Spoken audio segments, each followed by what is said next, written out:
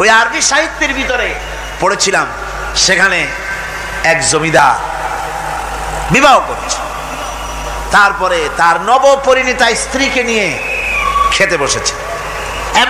এমন সময় এক ভিক্ষুক এসেছে। জমিদার রাগ হয়ে দরজার কাছে দিয়ে বেচারাকে ধমক দিয়ে বের করে দিয়েছে, ভিক্ষা নেওয়ার আর তুমি সময় পাও না, আমি বিয়ে করেছি, নতুন বউ নিয়ে খাইতে বসছি, বেরো এখান থেকে। গলায় ধাক্কা দিয়া ফালাইয়া তারপরে তাড়াই দিছে। বাস কয়েক বছর পর এই জমিদারের জমিদারি গেল, টাকা গেল, পয়সা গেল, সব শেষ। বউ পুষবে এমন পয়সাও নাই, বউ তার থেকে বিচ্ছিন্ন হয়ে গেল, বউকে তালাক দিয়ে দিল। দীর্ঘদিন পর এই স্ত্রী বিবাহের একটা প্রস্তাব এলো আর এক জমিদারের সাথে, আর এক এলাকার নতুন এক জমিদার হয়েছে, তার সঙ্গে বিবাহের প্রস্তাব এলো। এরপরে সেই বিয়ে হয়ে যাওয়ার পর নতুন জমিদারের সাথে এই স্ত্রী বসে খানা খেতে বসেছে প্রথম দিন। এমন সময় দরজার কাছে এক ভিখারি এসে হাজির। নতুন জমিদার বলছে, বউ আমরা তো খেতে পারবো, আমাদের খাবারের প্লেটটা আজকে প্রথম তোমাকে নিয়ে খেতে বসেছি, এই খাবারের প্লেটটা ধরেই তুমি ভিখারিকে দিয়ে আসো। বউ খাবারের প্লেটটা ভিখারির হাতে দিতে গিয়ে সেন্সলেস হয়ে পড়ে গিয়েছে, বেহুশ হয়ে পড়ে গিয়েছে। নতুন জমিদার অনেকক্ষণ অপেক্ষা করলো, বউ ফেরে না কেন, যায় দেখে বেহুশ, মুসাফির সেখানে দাঁড়ানো। কিছুক্ষণ পর বউয়ের হুশ হলো, জিজ্ঞেস করলো, হয়েছে কি, তুমি এরকম পড়ে গেল কেন এই মুসাফিরকে দেখে? বউ বলতেছে, আল্লাহর কসম, তুমি যখন আমাকে প্লেট ভরা খাবার দিয়ে পাঠাই দিলা ভিক্ষুককে দেওয়ার জন্যে, যারে ভিক্ষা দিতে গেলাম, আল্লাহর কসম করে বলি, এ হচ্ছে আমার সেই প্রথম স্বামী। এবার ওই জমিদার বলতেছে, তুমি যেমন কসম করে বলতেছো এই হলো তোমার প্রথম স্বামী, আমিও আমার আল্লাহর নামে কসম করে বলি, আমিও সেই ভিখারি যেদিন তোমরা খেতে বসেছিলে আর আমি ভিক্ষা নিতে গিয়েছিলাম, আমাকে দরজা থেকে তাড়াই দিয়েছিলে। সুতরাং বড়াই করো না অর্থের, টাকার বড়াই করো না, অহংকার করো না, স্বাস্থ্যের বড়াই করো না, স্বাস্থ্য ভালো, অহংকার করো না। আল্লাহ যদি ইচ্ছে করেন এক রাত্রের মধ্যে মাত্র আধা ঘন্টা 15 মিনিটের ভিতরে কয়েকবার পাতলা দাস্ত দিয়া জনমের মতো শেষ করে দিতে পারেন, পারেন কিনা? সুতরাং মানুষ ঈমান বিল্লাহ, আল্লাহর প্রতি ঈমান মানুষকে এভাবে বিনয়ী করে দেয়। কোন আলহামদুলিল্লাহ। অহংকার বলে কিচ্ছু থাকে না তার, সে আগে সালাম দেয়। ঈমান বিল্লাহ, যার মধ্যে ঈমান, আল্লাহর ঈমান ঢুকে যায়, তার আগে কেউ সালাম দিতে পারে না। রাসূলুল্লাহ বলেছেন, যে ব্যক্তি আগে সালাম দেয় সে অহংকার মুক্ত। জোরে বল সুবহানাল্লাহ। এখন তো সালাম শুধু পেতে চায়। দারোগা চিন্তা করে, পুলিশের আমারে সালাম দেবে, আমি ওরে সালাম দিতে যাবো কেন? ও প্রত্যেকদিন আমারে দেয় স্যালুট, আমি দেবো ওরে সালাম, একটা কথা। এসপি মনে করে ইন্সপেক্টররা আমারে সালাম দিবে, আইজি মনে করে এসপিরা আমারে সালাম দিবে, প্রেসিডেন্ট মনে করে মন্ত্রীরা আমারে সালাম দিবে, হুজুররা মনে করে মুরিদরা আমারে আগে সালাম দিবে। না, এটা সুন্নাতের খেলাফ। রাসূলুল্লাহর আগে কেউ সালাম দিতে পারে নাই। জোরে কোন সুবহানাল্লাহ। আগে সালাম দাও।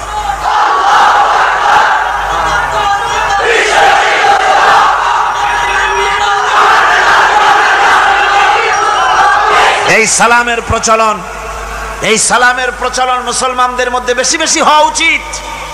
আপনারা সালামের প্রচলন চালু করে দিবেন, বেশি করে চালু করবেন। বউরে সালাম দিবেন, বউ আপনাকে দেবে।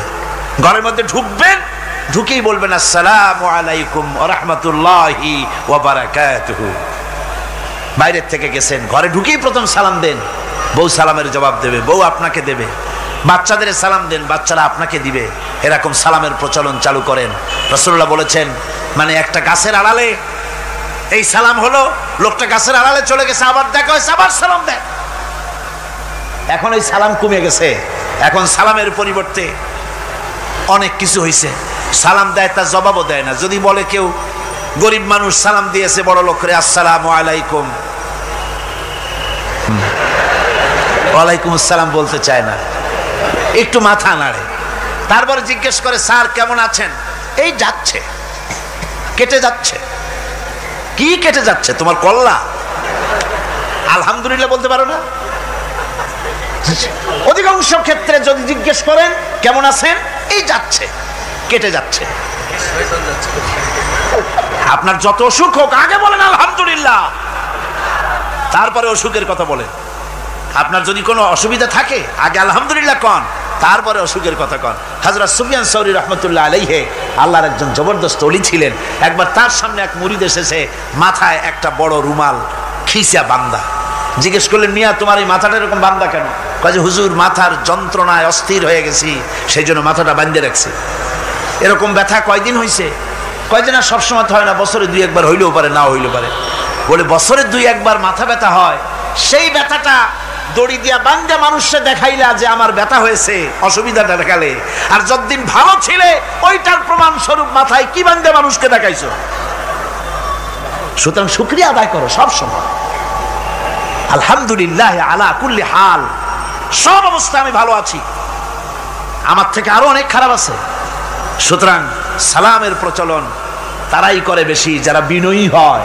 অহংকার যাদের মধ্যে জায়গা পায় না। অহংকার পাবে কি করে? বান্দা কোরআন থেকে জেনেছে, ওয়াল্লাহুল গানিয়্যু ওয়া আনতুমুল ফুকারা। আল্লাহ রাব্বুল আলামিন বলেন, তোমরা হলে সবাই ফকির, তোমরা হলে সব মুকাবিক্কি, আর একমাত্র আল্লাহ রাব্বুল আলামিন বেনিয়াজ। আল্লাহই শুধু বেনিয়াজ, আর সব কি মুকাবিক্কি কার কাছে? আল্লাহর কাছে। এই জন্য বিনয়ী হতে হবে। যে জমিনটা বাস করি, জমিনটা কার? চিল্লায় কোন কার? লিল্লাহি মা ফিস সামাওয়াতি ওয়া মা ফিল আরদ। আকাশ ও তার, জমিনও। এই কথা যদি জানা থাকে, বিশ্বাস থাকে, তাহলে সেই ব্যক্তি অহংকার করতে পারে না, সে বিনয়ী হয়। ঈমান বিল্লাহ তাকে বিনয়ী বানায় দেয়। আর বিনয়ী মানুষ, নিরহংকার মানুষই আল্লাহর কাছে বেশি পছন্দ। এই ঈমান তার ভিতরে এই কথা জাগ্রত করে দেয়। আমি যদি একটা গাড়ির মালিক হয়ে থাকি, আমি যদি একটা বাড়ির মালিক হয়ে থাকি, আমি যদি স্ত্রী পুত্র সন্তান পেয়ে থাকি, আমি যদি মন্ত্রী হয়ে থাকি, আমি যদি কিছু পেয়ে থাকি, আমার হাতের কামাই দ্বারা পাই নাই। আল্লাহ শিখাই দিচ্ছেন, ওয়ামা বিকুম বিনি'মাতিন ফামিনাল্লাহ। যত নেয়ামত তোমরা পেয়েছো সব আল্লাহ রাব্বুল আলামিন দিয়েছেন। জোরে বলেন সুবহানাল্লাহ। দাতাকে ভুলে যেও না, আল্লাহর কাছে বিনয়ী হও। সমস্ত নেয়ামত একমাত্র তিনিই দিয়েছেন। ঈমান বিল্লাহর দ্বারা মানুষের এই গুণ সৃষ্টি হয়, এই উপকার হয় মানুষের, যে সে বিনয়ী হয়ে যায়। আল্লাহ পাক কোরআনে কারীমের মধ্যে আরো বলেন, ওয়ালা তামশি ফিল আরদি মারহান ইন্নাকা লান তাখরিকাল আরদা ওয়ালান তাবলুগাল জিবালা তুলা। ওয়ালা তামশি ফিল আরদি মারহান, আমার এই জমিনের উপরে অহংকার করে হেঁটো না। আল্লাহ পাক নিষেধ করেছেন, জমিনের উপরে অহংকার করে হেঁটো না।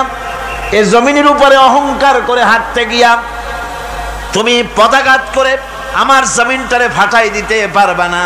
আবার অহংকার করে লাভ দিয়া আমার পাহাড়টার উচ্চতাও ছাড়াই যেতে পারবে না। যখন তুমি পাহাড়ের উচ্চতা ছাড়াতে পারবে না, যখন জমিনটারে লাথি মেরে ফাটাই দিতে পারবে না, তখন আবার অহংকারটা কিসের? কিসের অহংকার? নিজের দিকে তাকাও, তোমারে আমি বানাইছি কি দিয়া? তোমার পেটের মধ্যে কি? তোমার শরীরের মধ্যে কি? মলমূত্র দিয়ে পেটটা ভরা, আর দুনিয়ায় এসেছো এক ফোঁটা নাপাক পানি দিয়ে। যে নাপাক পানি ফোঁটা শরীর থেকে বেরিয়ে গেলে পরে গোসল ওয়াজিব হয়ে যায়, ফরজ হয়ে যায়। এমন একটা নাপাক পানি, যার জন্মের উৎস, তার তো অহংকার করার শোভা পায় না। অহংকার করবেন কেবলমাত্র কে? চিল্লাকে বলেন কে? হাদিসে কুদসির ভিতরে এসেছে, আল্লাহ পাক বলেছেন, অহংকার হচ্ছে আমার ইজার, অহংকার হচ্ছে আমার চাদর। যে ব্যক্তি অহংকার করে সেজন্য আমি আল্লাহর চাদর নিয়ে টানাটানি করে। জোরে কর নাউজুবিল্লাহ, চিল্লায় কর নাউজুবিল্লাহ।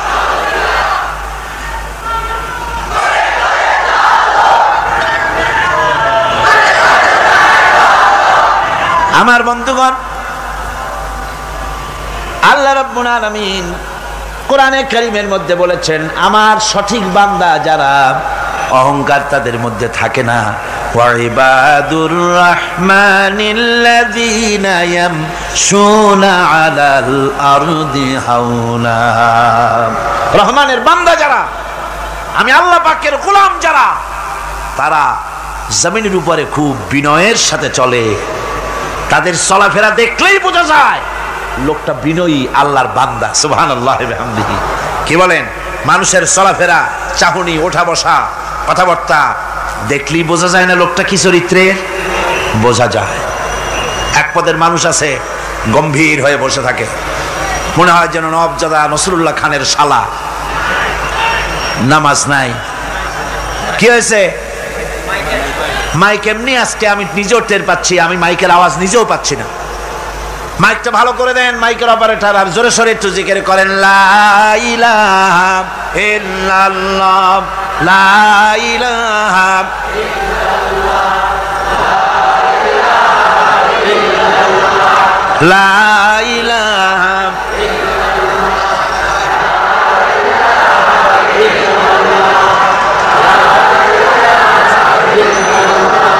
বসেন, বসুন। লা ইলাহা ইল্লাল্লাহ, লা ইলাহা, লা ইলাহা,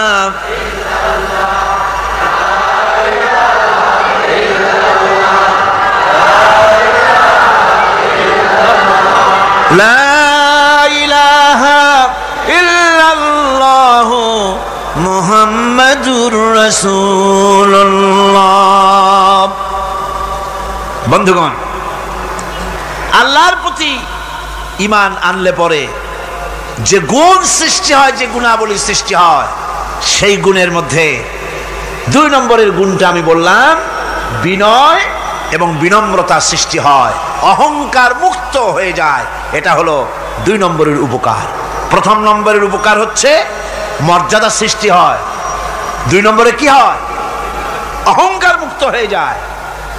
আল্লাহ রাব্বুল আলামিনের উপরে ঈমান আনলে পরে, ঈমান বিল্লাহ যখন এসে যায় ভিতরে, আল্লাহর প্রতি যখন ঈমান পরিপূর্ণতা লাভ করে, তখন তার 3 নম্বরের উপকার যেটা হয় সেটা হলো সে নির্ভীক হয়ে যায়, তার মধ্যে বীরত্বের সৃষ্টি হয়। জোরে বলেন আলহামদুলিল্লাহ।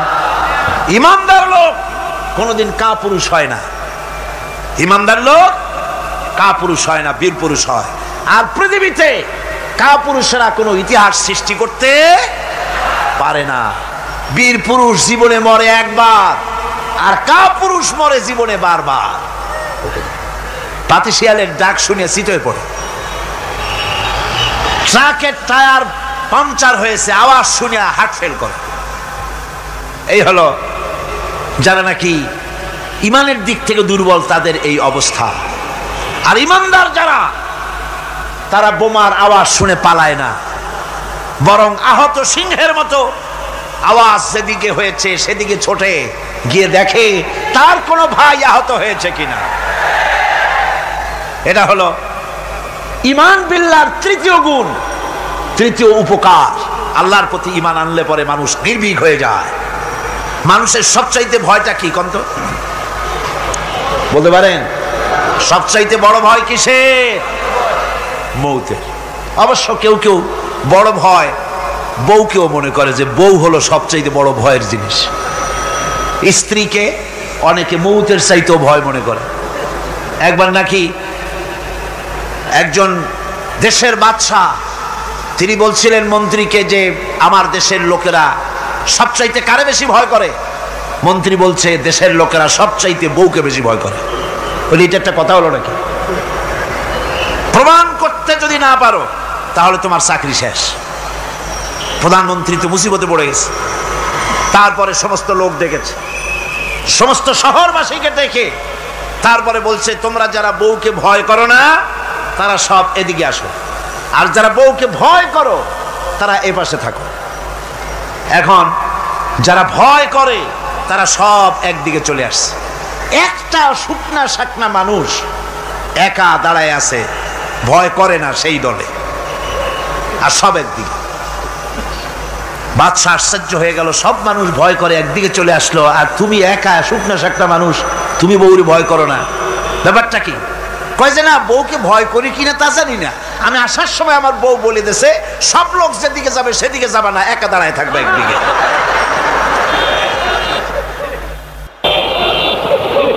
কাজেই মানুষেরা ভয় করার ব্যাপারে ভয়ের নানান রকমের দিক আছে, কিন্তু প্রকৃতপক্ষে এটা একটা উপমা দিলাম আমি মাত্র। প্রকৃতপক্ষে মানুষের কাছে সবচাইতে বড় ভয় হলো মৃত্যুর ভয়। সবচাইতে ভয় কিসের ভয়?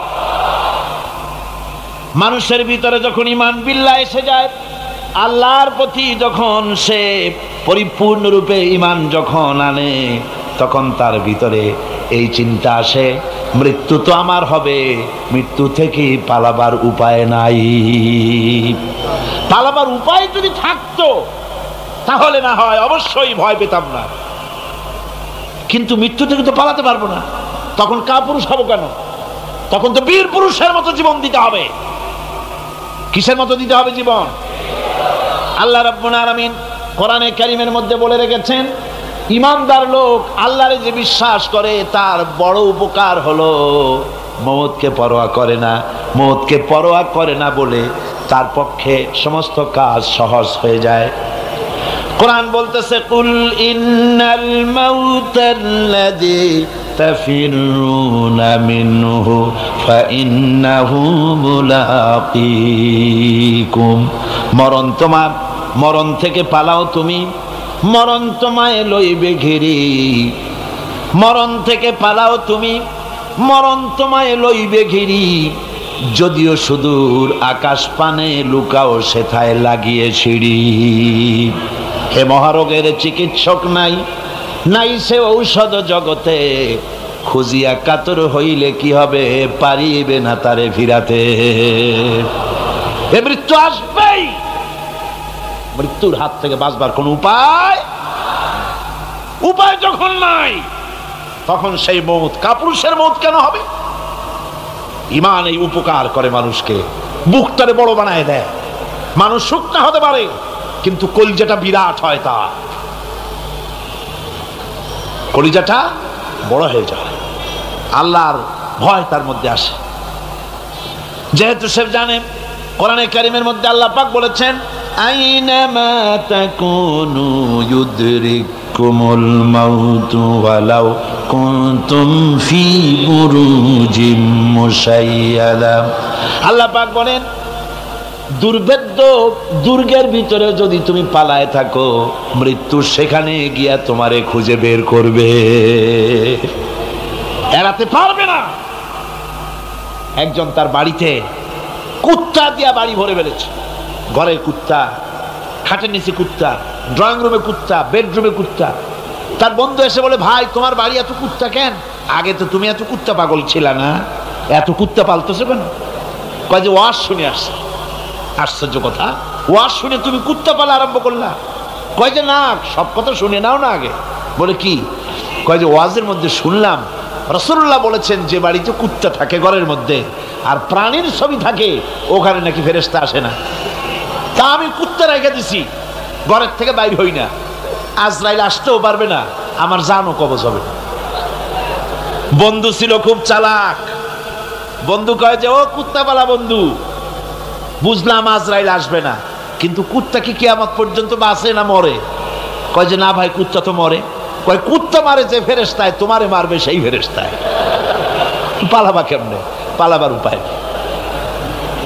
যেখানেই থাকে, বাড়িতে হোক, গাড়িতে হোক, দেশে হোক, বিদেশে হোক, মৃত্যু যখন আসবে, মৃত্যুর হাত থেকে এড়াবার কোন উপায়। আমার বন্ধুগণ, মৃত্যু থেকে বাঁচবার কোনো উপায় নাই। এজন্যে এই ক্ষণস্থায়ী জীবনের সুখময়, অনন্তকাল সুখময় জীবনকে মানুষেরা, ঈমানদার লোকেরা জলাঞ্জলি দিয়ে চির সুখময় আল্লাহর জান্নাতে যাওয়ার জন্য জীবন দিতে মোটেও তাদের বাধে না। জীবন দিতে হবে আল্লাহর রাস্তায়। যখন মরবই, বাসা যখন যাবে না, বাসা কি যাবে? চিল্লা এখন যাবে? রাসূলুল্লাহ যখন বাঁচেন নাই,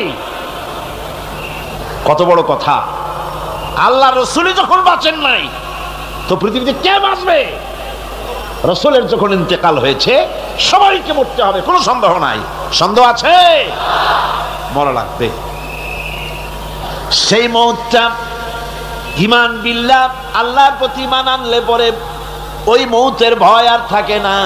মনটা তখন নির্ভীক হয়ে যায়, সে বীর হয়ে যায়। তখন তার মন বলে, মরা যখন লাগবে, জীবনটা যিনি দিয়েছেন তার জন্য দিয়ে দেই না কেন? জীবন যিনি দিয়েছেন তার জন্য দিয়ে দেই। বদরের যুদ্ধ, রাসূল করিম সাল্লাল্লাহু আলাইহি ওয়াসাল্লাম লোক তৈরি করতেছেন, সৈন্য রিক্রুট করতেছেন। বদরের যুদ্ধ, আমার ভাইরা, চারটিখানি কথা নয়, বদরীদেরকে আল্লাহ মাফ করে দিয়েছেন। যেরকম সুবহানাল্লাহ। বদরের যুদ্ধ বড় মারাত্মক যুদ্ধ। এ জিহাদ হবে, বাপ তরবারি ধরবে ছেলের বিরুদ্ধে। মক্কা থেকে ছেলে আসছে কাফের, ছেলে তরবারি ধরবে বাপের বিরুদ্ধে, মামু ধরবে ভাগ্নার বিরুদ্ধে, ভাই ধরবে ভাইয়ের বিরুদ্ধে। এটা কি আপনি সোজা মনে করেন? কোন সোজা মনে করেন? আমার বন্ধুগণ, বদরের যুদ্ধ শেষ হয়ে যাওয়ার পর হযরতে আবু বকর সিদ্দিক রাদিয়াল্লাহু তাআলা আনহুর সঙ্গে ছেলে আব্দুল্লাহর দেখা হয়ে গেল। ছেলে তখনও কাফের। ছেলে বলে, বাবাজি, আমার আব্বা আবু বকর বদরের প্রান্তরে, আমি আমার তরবারির সামনে আপনাকে কয়েকবার পেয়েছিলাম, কিন্তু আপনি আমার পিতা বলে আমি কিছুই করতে পারি নাই। হযরতে আবু বকর বলেন, আব্দুল্লাহ রে শোনো, আল্লাহর কসম করে বলি, তুমি তো আমার তরবারির সামনে পেয়ে ছেড়ে দিয়েছো, কিন্তু আমি আমার মাবুদের কসম করে বলি, বদরের মাঠে একটি বারও যদি আবু বকরের চোখের সামনে তুমি পড়ে যেতে, আল্লাহর কসম আমার তরবারি তোমারে মাফ করে দিত না। তুমি কাফের, আমি মুসলমান, তোমার সাথে আমার সম্পর্ক পিতা পুত্রের স্নেহের সম্পর্ক হতে পারে তখন যখন আদর্শের প্রশ্ন মিল হবে, নইলে তুমি কাফের, আমি মুমিন। পিতা হিসাবে স্নেহ তোমার যেটা পাওয়া দরকার আমার কাছে, সেই স্নেহ থেকে তুমি বঞ্চিত থাকবে। এই যুদ্ধের সৈন্যদেরকে রিক্রুট করা সোজা ব্যাপার ছিল না। হুজুর সাল্লাল্লাহু আলাইহি ওয়াসাল্লাম সাহাবীদেরকে তৈরি করতেছেন জিহাদের জন্য। কিভাবে কথাটা পারবেন, হুজুর কথা গোছায় বলতেছেন। হযরত বর্ষিয়ান সাহাবী হযরত মিকদাদ রাদিয়াল্লাহু তাআলা আনহু হুজুরের অবস্থা বুঝতে পারতেছেন। হযরত মিকদাদ দাঁড়িয়ে গেলেন হুজুরকে সাহস দেওয়ার জন্য। হযরত মিকদাদ দাঁড়িয়ে গিয়ে বলছেন, ইমদি বিনা ইয়া রাসূলুল্লাহ হাইসুমা তাশা, আয় হাইসুমা আমারাকাল্লাহ। হে রাসূল, আপনি আমাদের নিয়ে চলুন যেদিকে আপনার খুশি, অর্থাৎ আল্লাহ আপনাকে আমাদেরকে নিয়ে যেদিকে যেতে বলেন সেদিকে নিয়ে যান। ইন্না লা নাকুলু লাকা কামা ক্বালা বনি ইসরাঈল লিমূসা আলাইহিস সালাম, ইযহাব আনতা ওয়া রাব্বুকা ফাকাতিলা ইন্না হাহুনা কাঈদুন। আমরা মূসা আলাইহিস সালামের উম্মত না। সুবহানাল্লাহ। হুজুর কি খুশি হচ্ছেন এই বক্তৃতা শুনিয়া, মিকদাদের বক্তৃতা শুনে হুজুর কি খুশি হচ্ছেন। হযরত মিকদাদ বলছেন, হুজুর আমরা মূসা আলাইহিস সালামের উম্মত না। মূসা আলাইহিস সালামের উম্মতেরা বলেছিলেন, হে মূসা, তুমি আর আল্লাহ আর জিবরাইল এই তিনজনই গিয়ে ফেরাউনের মোকাবেলা করো, আমরা পারবো না। আমরা এই কথা বলবো না। বল ইযহাব আনতা ওয়া রাব্বুকা ফাকাতিলা ইন্না মাআকুমা মুকাতিলুন।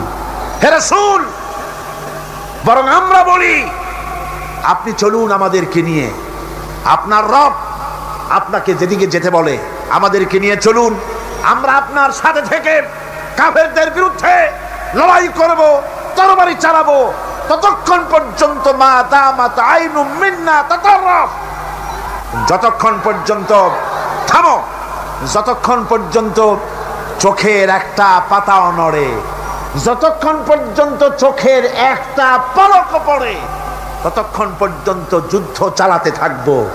অর্থাৎ নাক দেয়া নিঃশ্বাস যতক্ষণ আসে আর যায়, আপনার সপক্ষে তরবারিগুলি ঝলসে উঠবে। চলেন আমাদেরকে নিয়ে যেদিকে আপনি যেতে চান। রাসূলুল্লাহ কি যে খুশি হলেন, সুবহানাল্লাহ। আল্লাহর নবী দারুণ খুশি হয়ে গেলেন।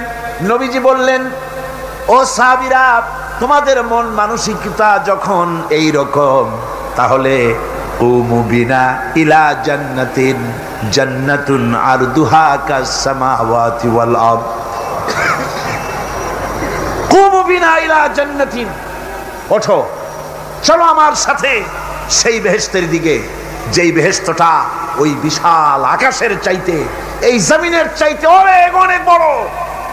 সেই বেহেশতে যাওয়ার জন্য চলো আমার সাথে, ওঠো, দাঁড়াও। ফাকামা উমাইর বিন হামাম ওয়া কানা ইয়াকুলু তামার। হযরত উমাইর ছিলেন এক যুবক। দেখেন না, এই যে যুবকরা দাঁড়ায় আছে অনেক, এইরকম একজন যুবক দাঁড়িয়ে খোরমা খাচ্ছিলেন।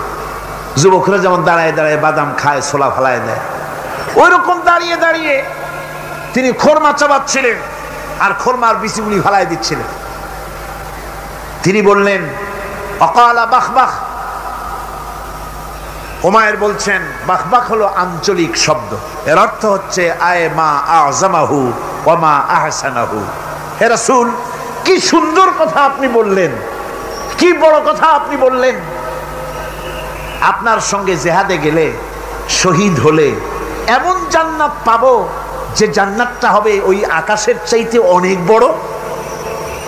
ওয়াল্লাহি, আল্লাহর কসম, হাত্তা কুলাহুন্না ইন্নাহা লাহায়াতান তাবিলা।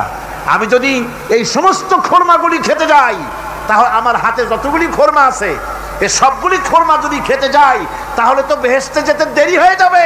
রামাবিহিন্না, হাতের সবগুলি খোরমা নিক্ষেপ করে ফেলে দিয়ে জিহাদের ময়দানে ঝাঁপায় পড়বে। আমার বন্ধুগণ, জিহাদের ময়দানে ঝাঁপায় পড়ে হযরত ওমর লড়তে লড়তে নিজে ওমর হযরত ওমরের শাহাদাত বরণ করলেন। তিনি শহীদ হয়ে গেলেন।